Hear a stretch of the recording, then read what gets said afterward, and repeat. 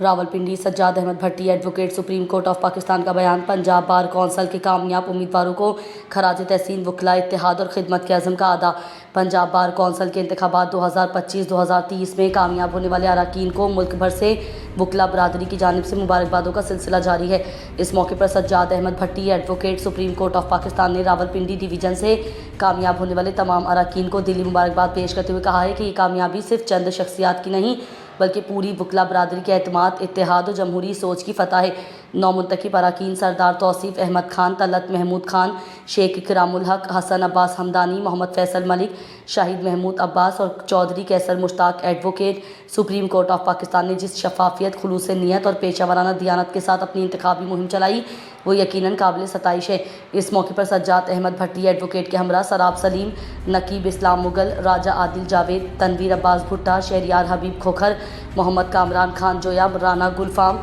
जाहिद तनवीर खोखर, तौसीफुल रहमान खोखर, सैयद वक्कास हैदर काज़मी, हमजा मजीद Abbasi advocates, high court और यासिर अली जंजुआ भी मौजूद थे। तमाम मुअज़्ज़िज़ वकला ने अपने मुश्तरका बयान में कहा कि पंजाब बार कौंसिल के इंतखाबात ने एक बार फिर ये साबित कर दिया है कि वकला बरादरी जमहूरियत, कानून की बालादस्ती और अदलिया के वक़ार पर कभी समझौता नहीं करेगी। सज्जाद अहमद भट्टी एडवोकेट ने कहा कि वकला बरादरी ने हमेशा आईनी इदारों के एहतराम, इंसानी हुकूक़ के तहफ़्फ़ुज़ और अवामी मफाद की तर्जुमानी में तारीख़ी किरदार अदा किया है।